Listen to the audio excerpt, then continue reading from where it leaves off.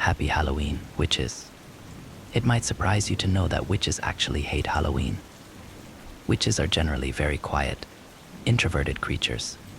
So the screaming children pounding on our doors and demanding candy, well, that just really isn't our style. The little witch costumes are always kind of cute though. It's nice to be a role model for just one night. All vampires, on the other hand, love Halloween. Kids aren't usually out after dark, except for on this one night, and so the vampires crawl out of their hovels or their crummy downtown flats to ooh and ah over the little children and their costumes. I can tell you're tense already, just thinking about that. Well, don't worry, our kind have a pact for Halloween. We don't touch children. Because of the nature of some of our population, we can't guarantee that children will always be safe. But on this one night, we make sure the kids can come out and have a good time without fear of losing a limb or worse. We're not the monsters you think we are. Well, not always anyway. So that Halloween night, I found myself sitting in my living room, studying from the anatomy of white magic, drinking some Dia Ang Pao black tea, sent to me from my cousin across town. I was finally totally relaxed after what had amounted to a long, hellish week, and was really enjoying myself. When I heard a scraping at the window, I saw a shock of blonde hair outside the glass and had to suppress an eye roll. I absolutely wasn't in the mood to be toyed with that night, but I rose to my feet and stalked over to the window, throwing it open with a dramatic flick of my wrist. The creature outside my window clapped, as though the very sight of me inspired awe. "Hey, sweetheart, invite me in," he purred, his voice deep and smooth and hypnotic. "Don't call me sweetheart," I deadpanned, crossing my arms over my chest. "Geez, fine, you can be such a hard ass," he said, irritation showing in his voice. I could tell it rankled him that his seductive powers had no effect on me. "Simon, just let me in. I really need to talk to you." "Is it about Halloween?" I asked. "It's about Halloween, and it's very important." I stared at him with pursed lips for a second. When people think of vampires, they generally think of tall, pale, dark hair, brooding, that kind of thing. Honestly, I blame Dracula. Bram Stoker was such a drama queen. The man before me was none of those things. He had sandy blonde hair and a deep tan, flashing blue eyes and blindingly white teeth. He had a real Beach Boy aesthetic, and they call this guy a creature of the night. I scoffed. Vampires get all the good literature. I uncrossed my arms and said, "Fine. Come in, Gale." He climbed in through the window and landed lightly on his feet, smiling at me, smirking, more like it. "I always knew I'd get inside your house one day. Seriously, what do you want? I'm having a perfectly lovely night in, and I don't need you here to ruin it." "Ooh, you won me." He clutched his heart and threw his other hand over his eyes, as though about to faint. My lips twitched, but I forced back a smile. "Come on, just spill it. You said it was important." He sighed. "You're no fun." You know, then he became serious. "We have a problem down on the east side of the city." "What do you mean?" "At least 4 kids have gone missing. They were trick or treating together. I ran into their parents, who are pretty frantic with worry. It could be nothing, but I have a feeling that somebody has taken them." "Do you have anything to base this feeling on?" I asked. He shrugged. "No, but it's a pretty bad feeling. I'm going to go look for them. I'd appreciate if you'd help me out." I gazed longingly at my tea and book. I'd really much rather have stayed inside, but Gale was only 200 years old. He was still finding his feet as a vampire, and it would be just like him to run off and do something stupid and get in totally over his head. And then I'd have to deal with the fallout. At least that's what I told myself, so I'd have an excuse to say yes. I heaved a put-upon sigh. "Fine, fine. Let me get my coat." And shut the window. "We're going out through the door, like civilized people." I turned to grab my coat, then thought better of it. I ran to the closet near the foyer and pulled out a black cloak, a bag, a pointed black hat, and a broom. I heard Gale muffling laughter behind his hand. "Wow, are you for real right now?" It's Halloween, I shrugged. I might as well look the part. I didn't wait to hear any of his other comments before stalking out the door in search of whoever was ruining my night. It only took me a moment to get us to the other side of town. Witches have a lot of ways of getting around. My favorite method is to manipulate reality, melt the reality we exist in, and transfer to a reality where I'm at my target destination, then merge the two reality strands. Sci-fi fans would like you to believe that this is dangerous, but their fears are vastly overstated. There is nothing so mundane and easy to manipulate as time. Gale, however, was not nearly so used to this sort of magic. He crouched down with his hands clutching his head when we stopped. "What's wrong?" "Feeling a bit queasy, are we?" I asked. I was glad I had chosen a secluded area as my destination. That way nobody would bother us to ask if he was okay. "How do you do that and not vomit every time?" Seriously, he looked pale as he focused on taking deep breaths. I waited patiently as he calmed himself down. We were back on the move 5 minutes later, watching all the children running around, giggling, screaming. "Look, Mom, it's a witch. A real witch," shrieked a little girl. She had a sparkly purple tutu, a pointed hat, and a very ornate wand that I surmised she had painted herself. "I see that, sweetie," said her mother.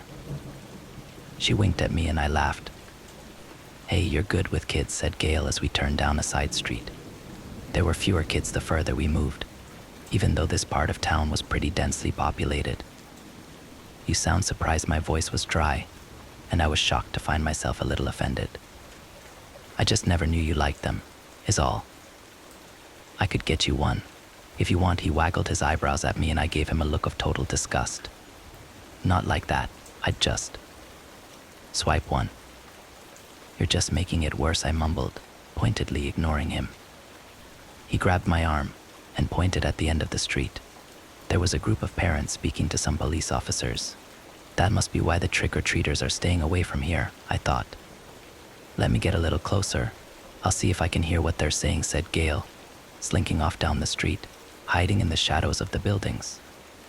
"Don't get caught," I hissed. I stood there awkwardly in the dark, wondering if I should have followed him.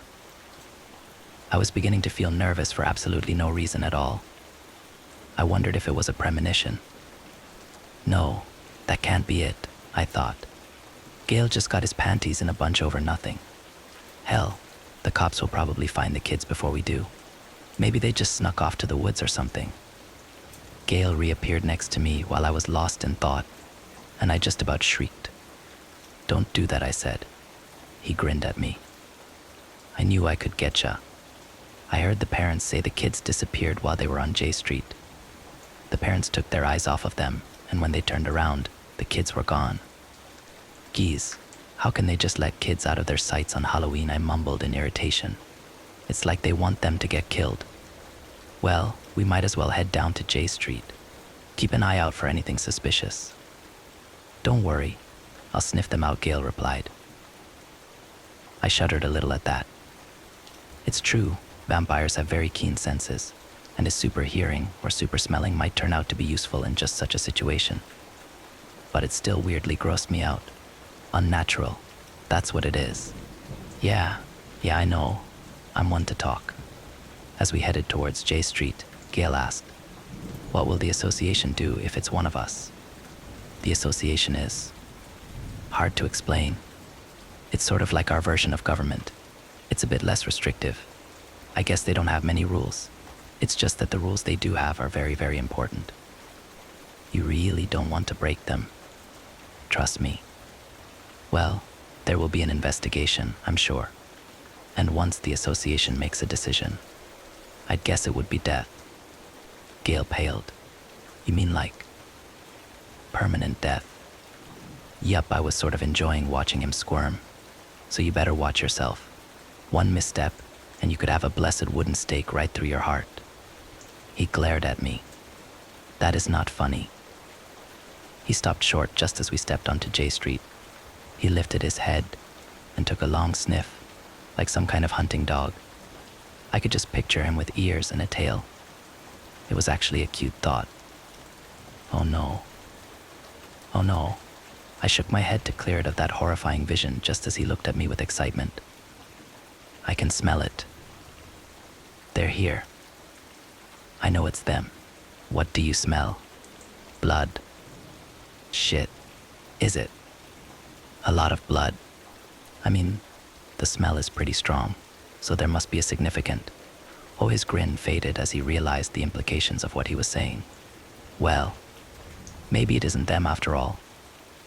Can you take me to the source? He nodded and started down the street with renewed vigor. So, are you gonna tell me your real name? Gale asked. Nope, Gale frowned at me. Simon, we're friends. Nothing doing. Surely you don't want me to call you Ambrosia forever. I grimaced. Ambrosia is the name given to me by the Council of Witchcraft. It's symbolic but also practical. It binds me to the other witches in our community, and if I were to ever break our code, they could use it to subdue and restrain me. Plus, no witch gives out her real name.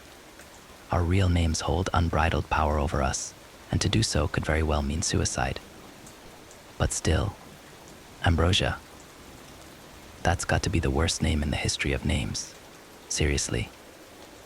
I'll think about it, I answered. Hey, if you don't want to use that name, why don't you just join a coven instead? No, my voice came out much louder than it needed to be, but seriously, I would never dream of disgracing myself by joining a coven. Covens are for witches who are rejected from the council and who are stuck in the Middle Ages. You know those pictures of witches you see, where they're a bunch of old, haggard women covered in boils and eating children? Yeah, those are the kind of crazies you get when you start a coven. Hard bass. Hold on, said Gale, holding up his hand. His head tilted to the left, and he sniffed the air again. It's there. He pointed to a rather large house with the lights off. It didn't look like a super welcoming place, no Halloween decorations, no sign of any life. I wondered why the kids walked up to it, other than the fact that, kids are dumb and tend to do dumb things. All right, let's go in. We made our way up the pathway and I stooped down in front of the door. After discovering the door was locked, I slipped a bobby pin from my hair and started to jiggle it around the lock. Simon, don't you have some kind of door unlocking spell? Asked Gale. He was bouncing on his feet, eager to find the source of all the blood. Yeah, I don't use magic on something that's stupid. Picking a lock is easier and, honestly, faster. I heard a click and tried the handle again. This time it turned. Okay, let's go. We entered the house, prepared to search it from bottom to top in order to find the source of the blood, but it turns out we didn't have to. We found a body slumped against the wall in the foyer, blood smeared on the walls and pooled on the floor. Gale swore as I knelt down by the child and put my finger to his throat. He was definitely dead, as if the sheer amount of blood loss hadn't already given me my answer. The child couldn't have been more than 8. He'd been wearing a Superman costume that was now torn in the chest. He had multiple stab wounds in his chest cavity and a few in his legs and arms. His eyes were blue and glassy. What do we do? Asked Gale, all traces of his earlier humor gone. First, let's find the others, I said. I stood up and gave the dead kid a pat on the head, as though it would comfort him. Not that he really needed it anymore. A few blood drops led us further into the house, past the dining room and into the kitchen, where we found what appeared to be the basement door ajar. As we approached the door, we could see a light and hear the faint sound of somebody crying. That must be it, I said. I turned to Gale. When we go down there, our primary goal is to get the kids out. Whatever has them, you hold it off while I grab the kids.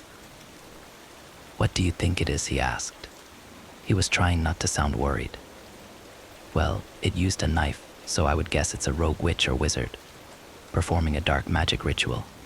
You'll need to be careful, but we have an advantage. They aren't expecting a vampire. He nodded, and I took that as permission to begin my descent. We crept down the stairs as quickly and quietly as we could. The basement slowly came into my field of vision. There were 2 children tied and gagged in the far corner of the basement, a spaceman and a pirate. At the other end of the room there stood a man with his back to us. He was holding a young girl against the wall by her left hand. She, too, was gagged, and she was dressed like a witch. I saw the man had a knife in his hand, and I realized what was happening the same second that Gail did. Holy shit. He's human. Isn't he? Gail didn't bother whispering or concealing his voice. Everyone in the room turned to look at him, me included, and I glared. But he shrugged. This'll be a piece of cake, honestly. I looked back at the man and the girl and saw that she was missing a finger on her hand, the man having sliced it off with his knife. My eyes went dark and I saw red. All right, Gail. Kill him. Gail's face went slack and his fangs peeked out from under his lips. He rocked back on his heels and then lunged towards the man. You'll notice that I haven't actually told you what the man looked like. The murderer. And there's a good reason for that. See, he was just so ordinary. When I first laid eyes on him, the scene seemed so absurd to me. He looked like a regular, middle-aged, balding salaryman. There was nothing sinister about him. Nothing that would indicate that he was fucked up, that he liked murdering children. And somehow, that scared me more than anything I've ever encountered in our world. And it's something I don't like to think about. So I watched Gail lunge at the man with something akin to relief. As Gail slammed the man into the wall, he dropped the child and she sat on the ground, sobbing behind her gag. I ran to her and grabbed her, dragging her back to the corner with her friends. I sat her down by her friends and started searching the floor frantically. I spotted her finger on the ground and grasped it, bringing it towards her. She was pale and hyperventilating, about to enter into shock. I placed her finger back in its rightful place and reached into my bag, grabbing out a handkerchief and a small blue vial. I wrapped the handkerchief around the hand and finger and breathed over it, mumbling a spell to myself as I did. I poured the blue solution onto her hand and let it soak into the cloth. I waited for a beat or two before removing it. Her finger was reattached and good as new, with nothing but a small white scar to show that it had ever been injured. She stared at it in wonder, her breathing evening out. I reached up and pulled her gag off. Hi there. My name is Ambrosia. What's your name? I asked her. She stared at me uncertainly for a moment. Her eyes shifted behind me and I could hear the slurping, sucking sounds Gail was making. No, don't look there. Look at me. Her eyes shifted back, and she took a deep breath. Samantha, she said. I smiled at her. That's a beautiful name. Are you a witch, Samantha? She nodded, then shook her head. Well, I'm not a real witch. I'm just pretending. I see. You could have fooled me. You look just like a real witch. Samantha, I need you to do me a favor. I need you to face the wall and not turn around. I'm going to untie your friends and then we're going to go find your parents. How does that sound? She nodded and turned towards the wall. I slipped a switchblade out of my pocket and cut the ropes off the other children. All right, guys, let's get out of here, shall we? What is he doing to that man? Asked the pirate. I had a very good idea of what Gail was doing, but I decided to avoid that particular topic. You guys don't have to worry about that. That man isn't going to hurt you anymore, and my friend wouldn't dream of hurting you. We want to help you. That means you have to come upstairs with me, all right? The kids nodded, a little hesitant, but still trusting. I couldn't imagine still trusting someone after what they'd seen. But that's what's magical about kids. I led them upstairs. I kept them distracted while we walked by the body of their friend. As we reached the door, I turned around and knelt down. I whispered a few words in each of their ears and watched as their eyes went blank. I ushered them out the door. Your parents are down the street, waiting for you. Go on. Now they walked away in something of a daze. A quick memory wipe will do that to a person. I turned back and looked at the dead child in the foyer. Now what do I do with you? I murmured. I stared for a moment, then walked back down to the basement. Gail was kneeling over the body of the murderer, covered in his gore and blood.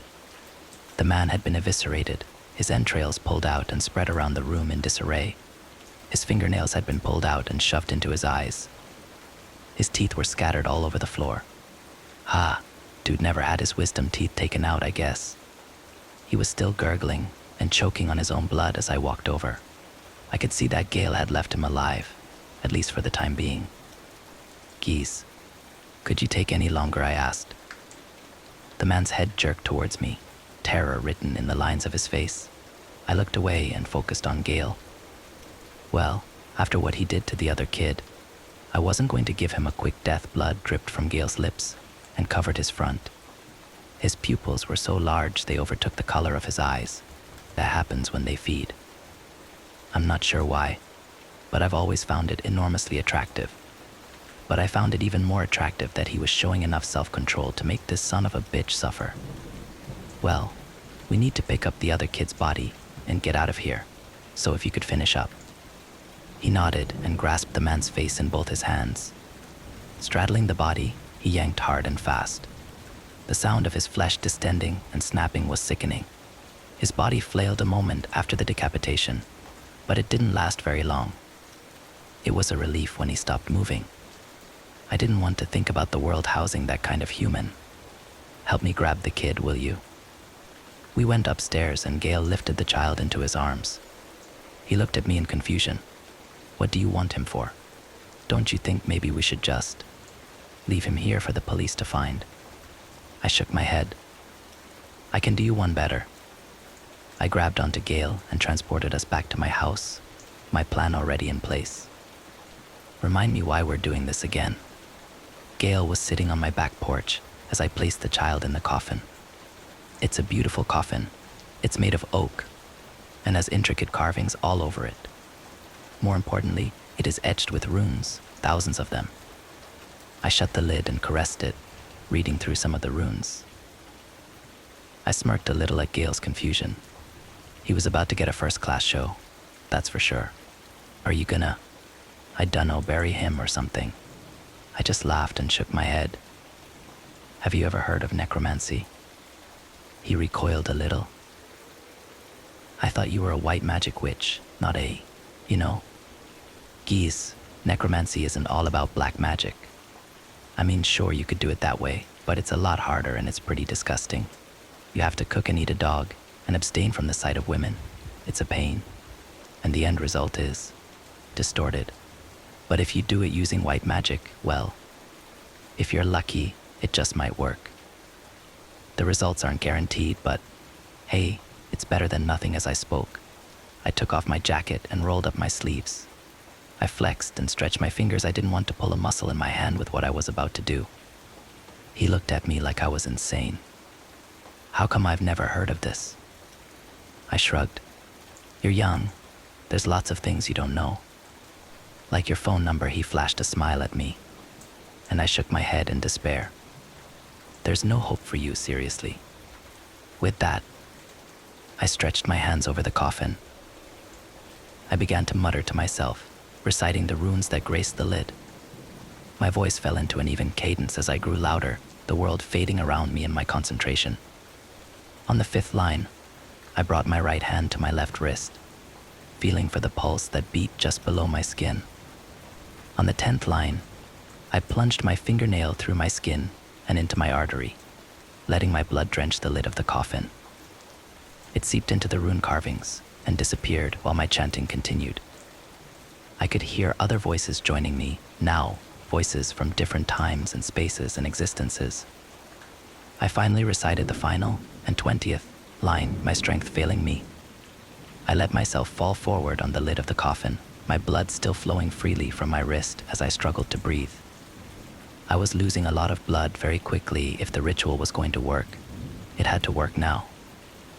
I very vaguely became aware of being lifted off the coffin lid. I realized after a moment that Gale was cradling me, my wrist lifted to his mouth. He was licking my wound, which, I realized, had closed when it came in contact with his saliva. Vampire saliva has many healing properties. Not that I appreciated it at that exact moment. Don't interfere, Gale. It was hard getting enough breath to speak. I had lost a dangerous amount of blood. You're a goddamn idiot, Ambrosia. Are you trying to kill yourself? You could pick better ways to do it than to bleed out in front of a vampire. I have to. The ritual.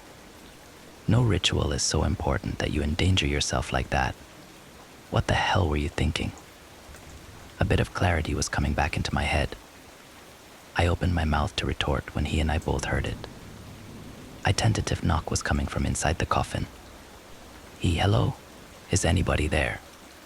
Gail's jaw dropped, and I struggled out of his arms, wrenching the coffin lid open. The little boy looked at me in terror. His wounds, however, were gone and the blood had vanished from his costume. I wanted to laugh and cry at the same time. It was a victory I never expected. I struggled to help him out of the coffin until Gail took over. I didn't even mind. I was so elated. It worked. I couldn't believe it worked. The coffin was a family heirloom, and while I knew of its powers, I'd never tried to access them before. It takes a perfect specimen. The boy was freshly dead and had a pure, innocent soul. With anyone else, who knows if it might have worked. Furthermore, the ritual is incredibly dangerous, and many witches have died trying to complete it. That night, I easily could have been one of them. We sat the kid down and learned his name, his address. He was confused and didn't remember anything except for being out and about with his friends. He had no memories of his murder, which was good. We didn't have to wipe his memory at all. We told him he hit his head, that we'd found him on the sidewalk and brought him to my place to see if he was okay. Gail offered to walk him home.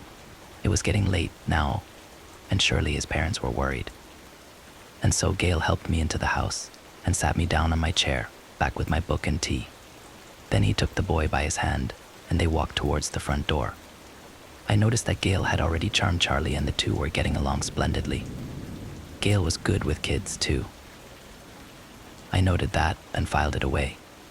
For future reference. Hey Ambrosia, you busy next Wednesday? He asked me, before opening the door and disappearing into the night. HM. I might be, I might not. Why do you ask? You, me, dinner, 8 o'clock. I'll pick you up at 7:30. I thought about it, then gave him a laugh. We'll see.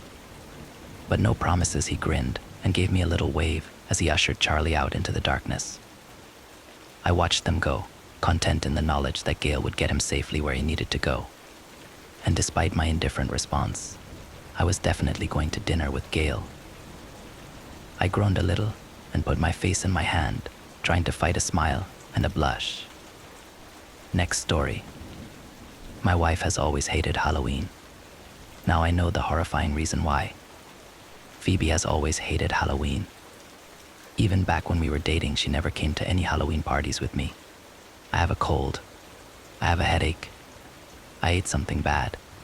After we got married and moved into the suburbs, she wouldn't even join me handing out candy to trick-or-treaters. I'm going to sleep, she'd say, even though it was only 6 o'clock. She'd even ask me to leave the house because I was making too much noise. I let it slide. Until Anthony was born. Come on. We have to go trick-or-treating. Anthony was dressed up as the cutest little pumpkin, only 8 months old. He smiled as I bounced him in my arms, looking out the door into the night. I'm really not feeling well, Phoebe replied, lingering on the stairs. You seemed fine 10 minutes ago. Well, I don't feel well now. I don't believe you, it was mean. But I was annoyed. She'd given me the same excuses for 8 Halloweens in a row. It wasn't coincidence. She didn't deny it, just looked past me, into the night. Why do you hate Halloween? Is it because your parents were so strict? I know you weren't allowed to trick or treat growing up. Can't you just take Anthony alone? I want to go as a family. She glanced again at the darkness gathering outside. Then she pressed her lips into a thin line. I'm sorry, but I don't feel good. A heavy silence settled between us. She came down the stairs, wrapped her arms around both of us, and patted Anthony softly on the head. I love you both. Have fun tonight. From the way her voice slightly wavered, I could have sworn she was on the verge of tears. But she turned away, and in a flash of dark hair, she was already upstairs. The same dance happened over and over again, every year. Anthony was soon wearing Mutant Ninja Turtles and Star Wars costumes instead of pumpkins, but Phoebe still refused to go trick-or-treating with us. Every year we had the same discussion. I asked her to come. She insisted that she was feeling ill. She went upstairs to our bedroom and locked the door. Anthony and I headed out onto the sidewalk, candy bucket swinging. Except, on the evening of Halloween 2021, we came home early. Anthony had tripped and skinned his knee, so less than an hour after we left, we were hobbling home. As we rounded the bend onto Maple Ave, I saw that the light in our room was on. Phoebe hadn't gone to sleep like she said she was. I helped Anthony with the wound, set him up in front of the TV, and then charged upstairs. I was mad. She must have heard us come home, must have heard Anthony crying in the kitchen, and she didn't even come down to check on us. Whether her aversion to Halloween was psychological or some sort of moral religious thing, it had to stop. But as I got to the top of the stairs, I froze. Phoebe's voice was coming from our room. She was talking to someone. I tiptoed to the door and pressed my ear against it. I couldn't make out what she was saying, but her voice was low, fast, soft, like she was trying not to be heard. My body went cold. I turned the doorknob, but it was locked. Phoebe. Let me in. The light coming from under the door went out. I know you're in there, I shouted. Seconds ticked by. A clatter sounded from behind the door. Then, finally, it opened. Phoebe darted out, quickly closing the door behind her. She looked significantly worse than just an hour ago. Her skin was pale and deep bags under her eyes. You shouldn't be home this early, she whispered. Who's in there with you? No one, she glanced back at the closed door. You and Anthony need to get out of here. Now. What's going on? Dally. Mike. She was cut off by a soft thump. Someone was knocking on our bedroom door. Something about the knocks made my whole body go cold. They were slow, methodical, like the person on the other side had all the time in the world. Who's in there? I whispered. She glanced back at the door again, her eyes wide.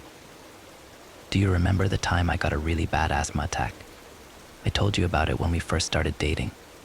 How I was in the hospital for weeks. How I almost died. Thump. Thump.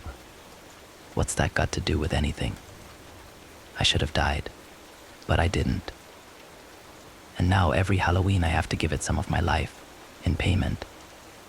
Without another word, she pushed the door open. In the center of the darkened room stood a towering form. Black robes hung off its thin frame, trailing on the ground. A large jack-o'-lantern sat on its shoulders, its eyes flickering ember, the mouth cut into a wide grin.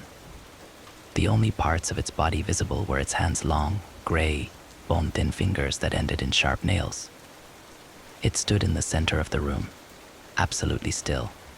Phoebe turned away from me. She walked towards the thing, her legs shaking underneath her. The jack-o'-lantern raised a bony finger and touched her forehead. And then it crumpled into a mass of black fabric at her feet. Phoebe turned around. Her mouth stretched into a wide grin as her eyes locked on mine. Then she stepped toward me, emitting a horrible, guttural laugh. I ran out of the bedroom. Anthony, I shouted. Finding him still in front of the TV, I grabbed him and ran outside. We leapt into the car and peeled out of the driveway. In the rearview mirror, I could see her its silhouette in the upstairs window. Next story. I killed my best friend when I was 11, and I've regretted it every Halloween since. I was 11 when I killed my best friend. It wasn't on purpose, of course, and I felt bad about for a long time. I still do, particularly around this time of year. I've taken to becoming effectively the world's most functional alcoholic during the entire month of October. I drown my autumnal anxieties in cheap vodka that burns its way down my throat. You could probably call it a tradition now. Melanie Graham was a bright, happy kid.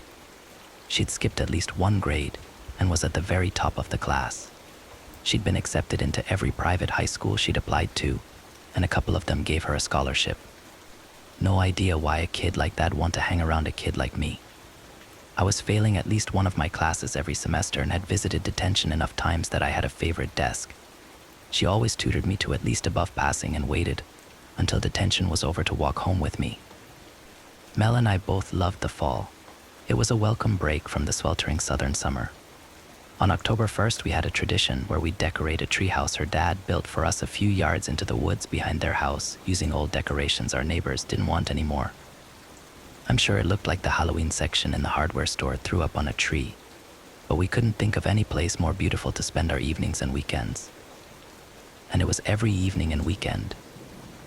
It got to a point where my worrywart of a mom even stopped calling Mel's house to remind to be home before the streetlights came on, which wasn't hard as Mel had helped me plan out the most efficient path to and from her house. I biked to Mel's house a few blocks over in the morning, left my bike there, and then walked with Mel to school. She didn't have a bike and hated sitting on the handlebars, so it looked a little longer than just riding over, but that was compromise I'd readily made. In the evenings, I'd just keep an eye on the sunset. Eventually, I had the timing nailed down, so a couple of times I waltzed through my front door just as the street lights started glowing. The Monday before Halloween, Mel was waiting at the end of her driveway for me. Her nose was red and stuffy. I knew she had spent the night crying. "I can't come to school today," she said. "Why not?" "You sick?" I asked. "No, I'm my Auntie Ginger, the one down in New Orleans. She was all she got out before she broke down into sobs. I remembered Auntie Ginger. She was the weird aunt, the one that left every conversation with the other participant wondering how much acid she took in the 70s. That aunt. Mel was crazy about her, though. Mel loved her weird aunt and had a little shelf dedicated to all of the weird things she had given Mel on her visits. "Is she dead?" I blurted. "No, but she's real sick," she said as she wiped her tears away. "We're flying down today to see her, so I won't be at school." "Well, how long will you be gone?" "Dad says probably a week. We'll come back on Sunday, though. Even if Aunt Ginger doesn't T doesn't want me and the twins to miss too much school." The twins were her brothers, Michael and Martin. They were in kindergarten. "So you're going to miss Halloween," I said. I tried to hide my hurt. Halloween that year was on a Saturday, which meant extra time to finish our costumes and staying up as late as we wanted. "I guess so." "I'm sorry," she said. When I didn't respond, she said, "Can you get the assignments from Mrs. Key for me?" "Sure," I said, dejected, and left her without even saying goodbye. I've never handled disappointment well, and while I understood why she had to go, I didn't want to spend my favorite holiday alone, especially since we had spent weeks planning the day down to the quarter hour. That week went by very, very slowly. I'd never had to go to school alone before. We spent so much time together that when one of us got sick, the other caught it too, so we'd both stayed home from school. I had no one to eat with at lunch or hang out with at recess. Sure, there were other kids, but I felt on the periphery. I was lonely. The only class that made I bothered to pay attention to was science. We were doing a chapter on butterflies all week. The teacher even brought in a bunch of dead ones that were pinned to a piece of styrofoam. On Friday, she pulled in the big box television that usually meant that the teacher was going to put on a movie and do something else. I always interpreted as surprise nap time while Mel took notes, but I didn't have that this class. So I paid attention. The movie was pretty boring. The names of species kept tripping me up. I'm pretty sure I spelled most of them wrong. I did find something interesting, though, was the idea of puddling. When butterflies need food, but for whatever reason it is hard to come by, they land in something moist and draw nutrients and water from it. It can be mud or sitting pool water or even blood. That blood thing stuck with me. The following class was art, and Mrs. Gardner didn't seem to appreciate my oil pastel picture. I had made a scene of a kaleidoscope of butterflies phrase courtesy of the previous class, drinking the blood of some poor slain creature, and I got detention in the last class of the day on a Friday.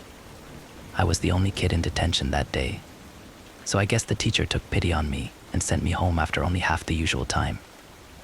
I gave her a quick thanks, packed up my stuff, and got out of that classroom as fast as I could.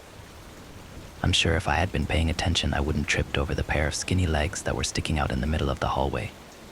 I fell hard on my hands and knees. "I'm so sorry," Mel said, helping me up. "I wanted to surprise you." I immediately forgot any sadness or anger I felt towards her and hugged her as if she was going to fly away again. I hadn't realized that I actually missed her that much until I saw her. Lonely and bored, sure, but actually, legitimately missing her. It was a new concept. We walked my bike home that day. It took the whole walk to catch Mel up on what had happened at school, who was going to the rich neighborhood for trick-or-treating, who was going out with who, and what two girls got mad at each other because they learned that they had gotten the same costume. Mel seemed distracted, which reminded me about why she had gone in the first place. "Oh, did your aunt die?" she said. I was kind of astounded. Just a few days ago, Mel couldn't keep herself together enough to talk about it. "Yeah. Are you okay?" I said. "Yep. Here she is," she said, pulling a large locket from under her shirt. "You mean she's in there?" I said, disgusted. "Well, her ashes are. They had her burned up." "Oh, okay. Well, dar. Are you still up for tomorrow?" I said, hoping to change the subject to anything but dead aunts stuffed into jewelry. Having never seen a dead body before, the idea freaked me out a ton. "Sure, but do you think we could do something special?" she said. She explained that she couldn't actually explain it. It was more of a see it to believe it type of thing. But she had a pretty meticulous plan already laid out. We wrap up our trick-or-treating by 7 o'clock, head over to my house for a sleepover, then sneak out by 11:45 and bike over to the treehouse just in time for midnight. After I had agreed, Mel went home instead of hanging out. She said that she needed to prepare for tomorrow. I remembered that my mom had said that people grieve in a lot of different ways and not be upset if Mel was acting weird for a while, so I let it go and told her good night. That Halloween day was almost perfect. The weather was a decent 76 degrees, and every plan we had made seemed to fall right into place. My mom took a picture of us in our costumes. Mel looked like a lady we had seen selling tarot readings in New Orleans when our families vacationed there a few summers ago, and I was the bride of Frankenstein. I remember being so proud that I got hair to stand up that tall. In the end, only a few people got to see our costumes because it looked like everyone had decided to go to the rich neighborhoods for trick-or-treating. Initially, we were a little disappointed when we saw the desolate streets, but neighbors were a little more generous with the candy since everyone was on the Atkins diet. No one wanted all that sugar in their house. We got to my house exactly on time and did our best to get all of the hairspray out and grease paint off. By 8 o'clock, we were in PJs with a bowl of popcorn watching our favorite horror movie in the living room. It was perfect, and I felt so warm inside. My parents had been asleep for a while by the time 11:45 rolled around, so sneaking out wasn't an issue. Mel made sure to leave a chair outside of my window so we could get back in quickly if we got caught, and then hopped on my handlebars so we could get to our house as fast as we could. 7 minutes later, I parked the bike in an inconspicuous hiding place, and Mel practically sprinted in through our backyard and into the trees. I followed her as fast as I could, but by the time I reached the top of the ladder, Mel was already settled into her spot. She was bouncing with excitement. There seemed to be a million candles, and Melanie had lit all of them, so the treehouse was bathed in a warm, orange glow. The windows and floors were covered in some sort of light, colored material, and she had painted weird symbols on all of the walls. There was a big circle around a sitting area made out of salt. I was really impressed. Then I saw the Ouija board in the middle of the room, surrounded by the little gifts her aunt had given her. My stomach dropped. I knew that Ouija boards were just a silly game and ghosts weren't real. I'd stopped getting scared of the monster under my bed years ago, but seeing everything Mel had set up and her overall anticipation about what she was planning made me very, very nervous. "Mel, what is this?" "We are going to contact my Aunt Ginger," she announced dramatically. I told her that some older kids around school were talking about the Ouija boards when she was away. They were saying that they tried to contact John F. Kennedy and Marie Antoinette, but the planchette never moved for them. "But they didn't have Auntie Ginger's ritual," she said as she pulled a piece of browned, weathered paper from out of her pocket. She handed it to me, and as I looked over the scrawled handwritten notes, said, "She left it for me in an envelope at her house." I think she wants me to talk to her in the afterlife. The ritual required specific foreign words to be chanted a specific number of times with a specific set of items. Items that Mel already had. I didn't doubt Ginger had planned this as a last hurrah for her niece. Okay, then, what first? I asked. Mel pulled a giant knife from behind her back. What are you doing? I shouted, and I guess my subconscious kicked in because I was found myself lowering my arms from a protective position with a giggling Mel in front of me. The first ingredient is virgin blood. It says it right here. She used the knife to point at the paper. I figured that 2 virgins are better than 1. I gave her my hand reluctantly. She used the knife to slice a small cut into my finger, and then her own. She let a couple drops of her blood drip into an ornate golden bowl. I followed suit. Mel continued with the other steps listed on the paper. She asked me to chant a phrase in Latin while she used each one of her gifts from her aunt as they were needed. A small bird skull was crushed and added to the bowl of blood. A ribbon was tied to each of our wrists, and a black stubby candle was lit and placed in the center of the bowl. She had few amulets and crystals that she made gestures with, and wrapped a small, dead butterfly in a piece of red fabric. I remember thinking that none of these items were very hard to come by. You just had to wave them around and say some funny words and tell your best friend that you were doing dark magic. Then I thought that Mel was probably playing a prank on me. No way was any of this going to work, but she just wanted to scare me on Halloween night. I was angry, and every moment she continued on with this, I was getting angrier. I didn't know what else to do, so I just stopped chanting. What are you doing? Mel said. This prank isn't very nice, Mel, I said, untying the ribbons from my wrists. No, it's not a prank. I swear, she screamed at me, but I'd had enough. I'm going home. I don't want to do this anymore. I stood up. Please, Corinne. Please don't. Let me finish first. Don't, she pleaded, but it was too late. I wish I had listened to her. I wish I had just sat back down and let her do whatever she wanted to do, even if it had been a dumb prank. But I didn't. I went to step out of the circle, but my foot disturbed the salt and separated the line. Mel screamed. I looked back at her and saw that she had her head and arms thrown back, mouth wide open. Her muscles strained, and I could see the blue veins crawling up her throat. The planchette on the Ouija board moved. Mel spoke as it pointed to each letter. H-E-L-L-U, she said. The voice that came from her mouth did not belong to her. It sounded like gravel, like deep, deep darkness. R-Y-U ... okay. I stammered. The voice laughed, and Mel brought her head down to look at me. In just those few moments, Mel didn't look like Mel anymore. Her eyes were bloodshot, her sunken cheeks made her look gaunt, and her lips were cracked and bleeding. She smiled at me. I'm Fitiyin, the voice cooed. Please, Essie, won't you sit with me?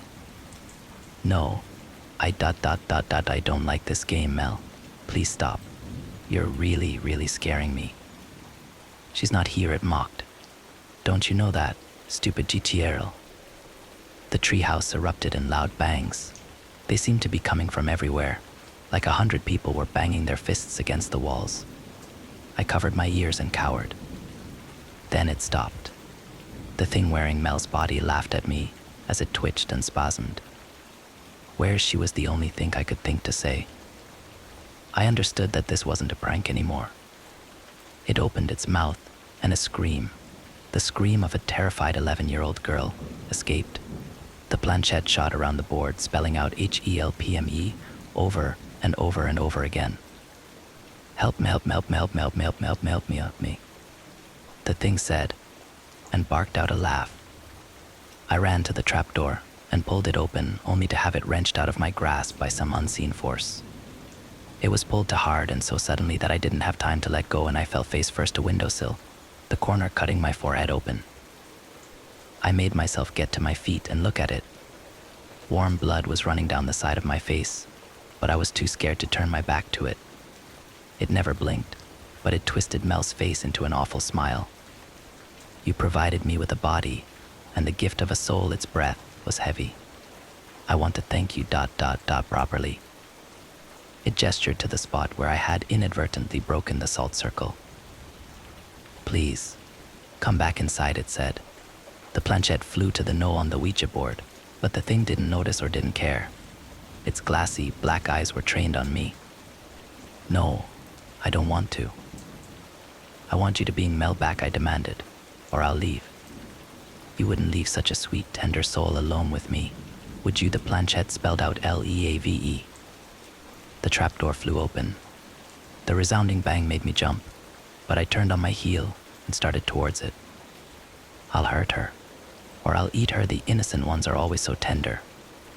I could even ruin her soul, make it dark, make it spiteful and gutless. Like you. It should have been you, you know." That phrase, "should have been you," struck me and I stopped. It was right. I should be the one whose soul was lost, not Mel's. "It should have been you," came the soft, sweet voice of Mel from behind me.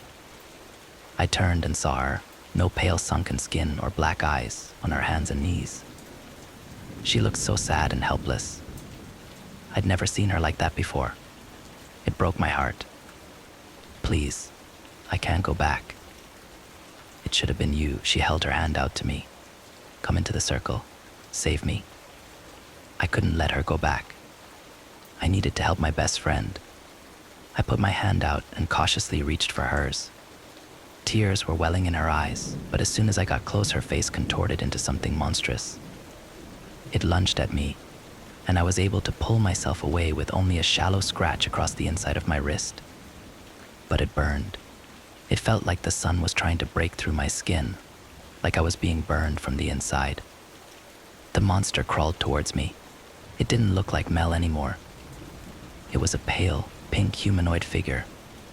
Its emaciated body should have been weak, but the muscles beneath in its skin were lithe and strong.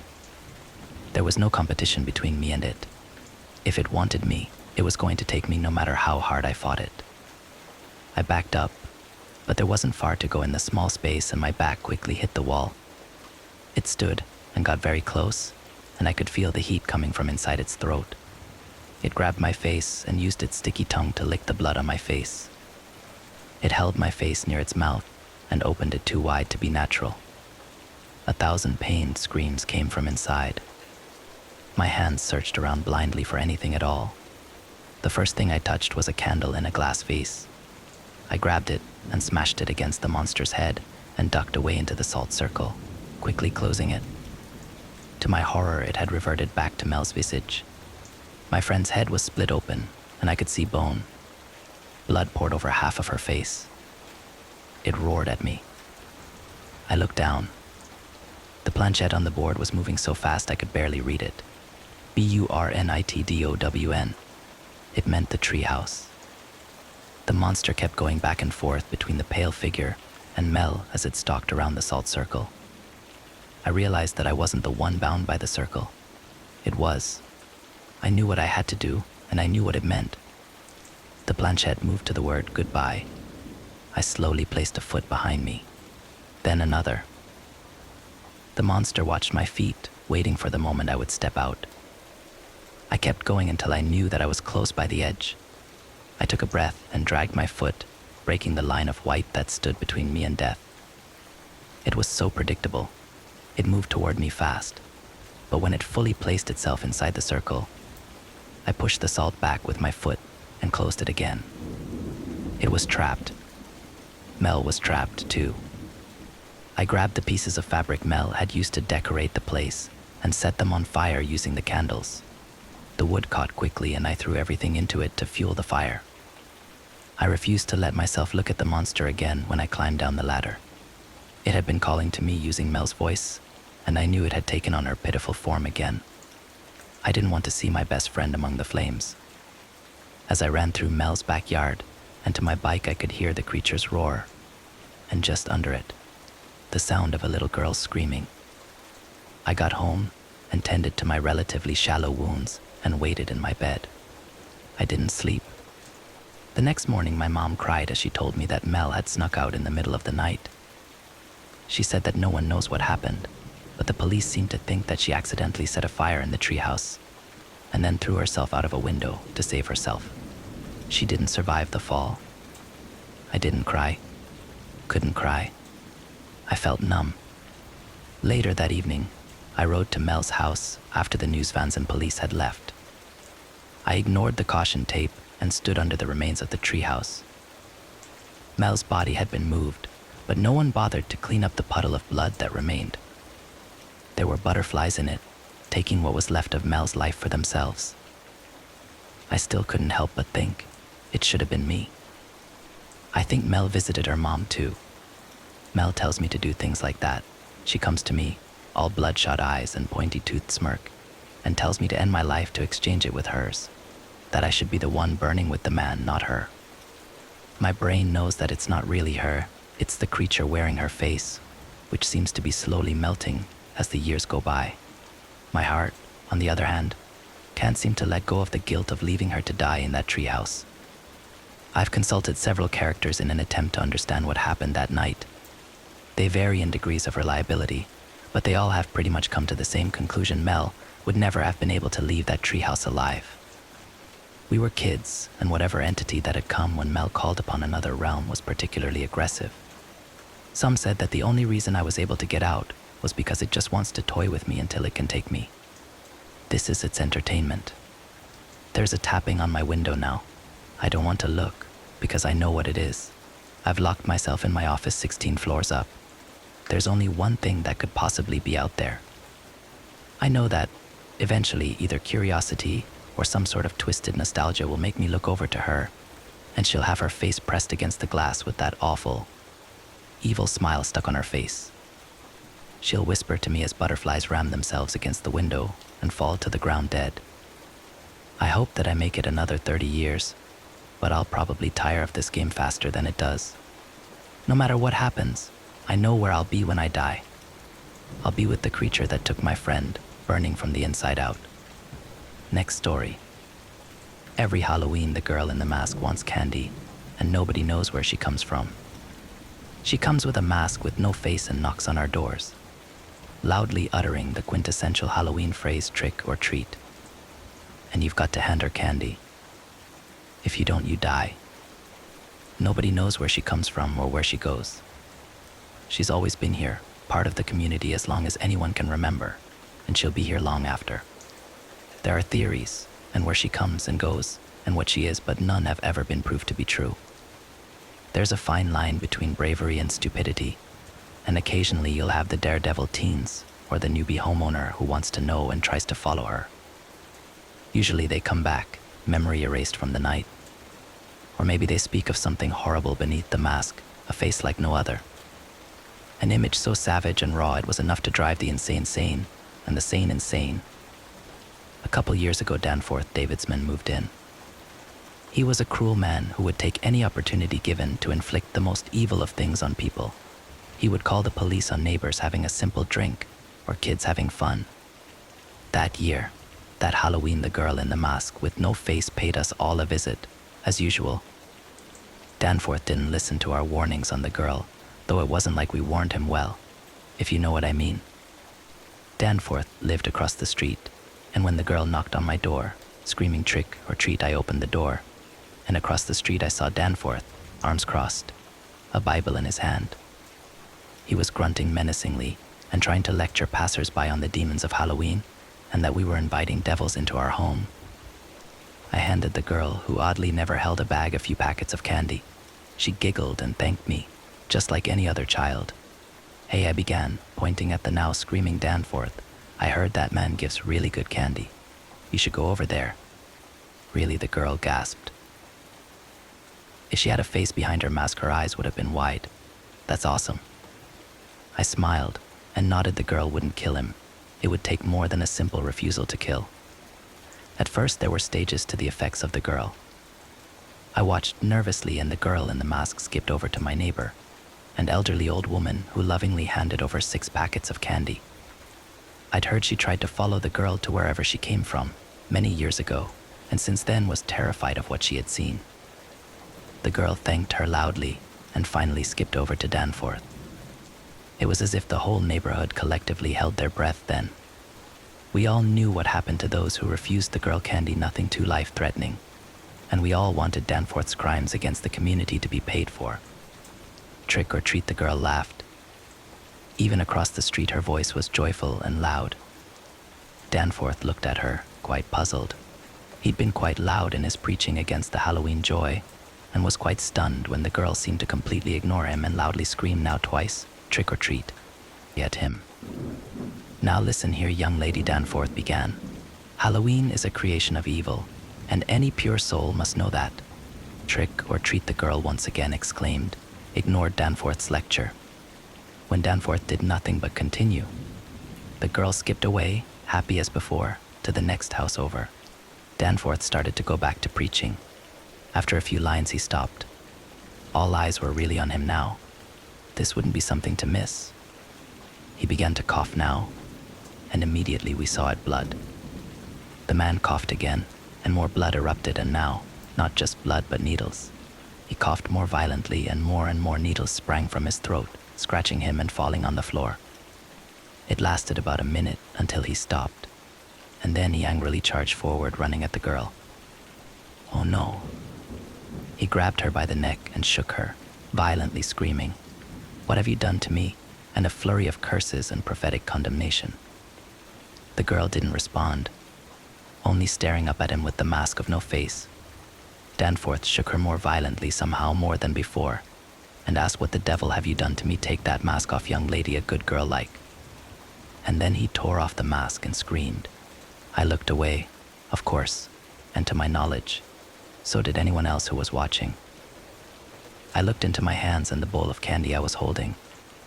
I heard screaming like I had never seen before, screams that went on and on, until the screams stopped, and I, although gingerly, peered back outside.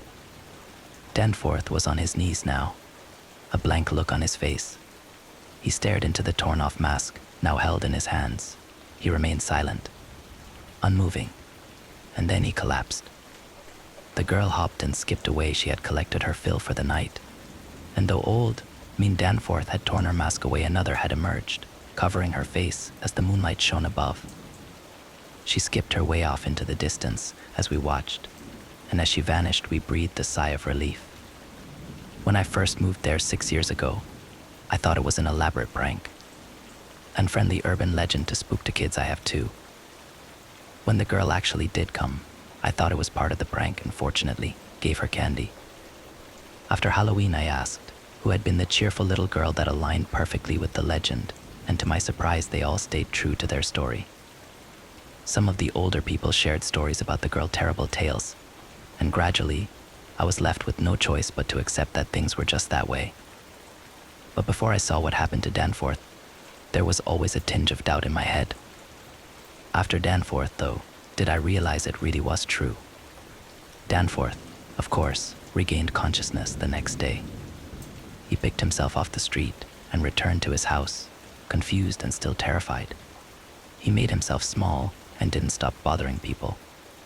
At first, the moment Christmas hit, Danforth returned to his old and devilish ways of ringing up the cops whenever some poor soul was too loud for his liking, or if the music they were playing was pissing him off in some way. There wasn't much we could do about him. He was rich and held a mighty sway over the local government. As the months passed and Halloween approached, things Danforth began to grow more crazed. We thought he'd finally shut up about Halloween and abide by the legend, but no. Now, Danforth was more vocal against the dangers of Halloween. A full month before Halloween, and he was already speaking out. And not just him now, no. Now he had cronies. 2 other Danforth-like copies who echoed anything he said. "We're gonna kill that menace," he shouted, blasting really annoying music as he went door to door, handing out flyers that told us not to feed her candy, claiming that we were giving the devil our souls. "She's going down," one of his like-minded copies echoed. "We're prepared this year," said the other, holding up not 1 but 2 Bibles. "Sure," I murmured, slamming the door in their faces. By now Danforth had heard the legend for himself, and anything he'd choose to do now was entirely going to be his fault. The legend tells us that the first visit is only a warning. Fail to appease the spirit of the girl, and you disappear. She takes you with her, and you go away, never to return or to be seen again. And there's no escaping her either. I took the kids and me away on vacation at Halloween once lame. I know when she was there, knocking on my hotel door. Trick or treat. And fortunately, I was prepared, handing over a protein bar I'd completely forgotten was in my bag. She looked at it, puzzled, but skipped away and vanished. Nothing bad happened to me, and since that night I was always prepared. Halloween season was really rolling in now, and Danforth and his cronies had begun to take down decorations, much to the cries of innocent children. We couldn't wait until Halloween then that weirdo would have his word's worth. At last, did Halloween finally roll in. Trick or treat, I heard, as knocks that were far too heavy pounded on the door. I practically leapt over and opened the door, seeing the girl once more, a mask with no face still being worn, although a thin, almost smile had now emerged. Here you go, I cheered, handing her an especially large grouping of candy. The girl was practically bouncing with joy, and it was clearly not because of the candy. Why are you so happy today? Today I get more treats, she replied, jumping up and down for joy. And now, in a more almost adult tone, more treats than I've ever had before. More treats that will bring peace and justice back to our community. What I began, but by then she was off, skipping away but then being ambushed by Danforth and his cronies. You devil, he called out, stopping the girl in her tracks. His cronies surrounded her. I order thee to leave our holy community. One of his cronies began to chant something I was too far away to hear. The other had both Bibles up and was waving them around. It wasn't really very clear. In the name of all that is good and holy, I banish thee, Danforth growled. Reaching for the mask and preparing to rip it off, I revealed to the Lord the face of a devil. May he destroy you and bring peace to our fine land. I was too captivated to look away as Danforth ripped the mask off the girl's face, revealing her true identity, a face off of nothing. An endless void, and yet there were shapes that didn't quite make sense. I didn't see her face in full, no, just from the sides, and I quickly averted my eyes, fearing the impossible geometric shapes that riddled her face. Danforth's cronies screamed as they saw whatever else was in that void, and they began to run. One of them tripped in the sidewalk and tripped, yet impossibly being thrown backwards, right into Danforth's house, shattering the windows. The other suddenly stopped in place mid-run, and I don't really have any words to explain what exactly happened to him. He froze in place and began to float just ever so slightly off the ground. And he went up and up, slowly gaining speed, until he was never seen again. And Danforth, well, whatever happened to him was clearly worse than the others. He began to throw up now, but not needles, rather packets and packets of candies, all empty. He began to choke, and yet more fell out. The girl reached down on the ground and picked up her mask, putting it back onto her face. Danforth stopped vomited candy wrappers and looked back at the girl, who then placed her arms upon his shoulders and whispered something. Danforth's eyes bulged in horror, and then they were gone, his eyes. They became candy wrappers that fell to the ground, floating away in the wind. The rest of him followed soon after, until he exploded in hundreds of orange and black candy wrappers that drifted away under the gaze of the moon. And the little girl, happy as ever, skipped into the horizon. Now, as I finish typing this up, I hear that familiar sound of a knock on the door and those perfectly timed words, trick or treat. Things are good now, without Danforth. We all pay our dues to the girl in the mask, and not a single soul has been harmed since. So if you ever see a little girl in a mask that had no face, do give her some candy. She really does appreciate it.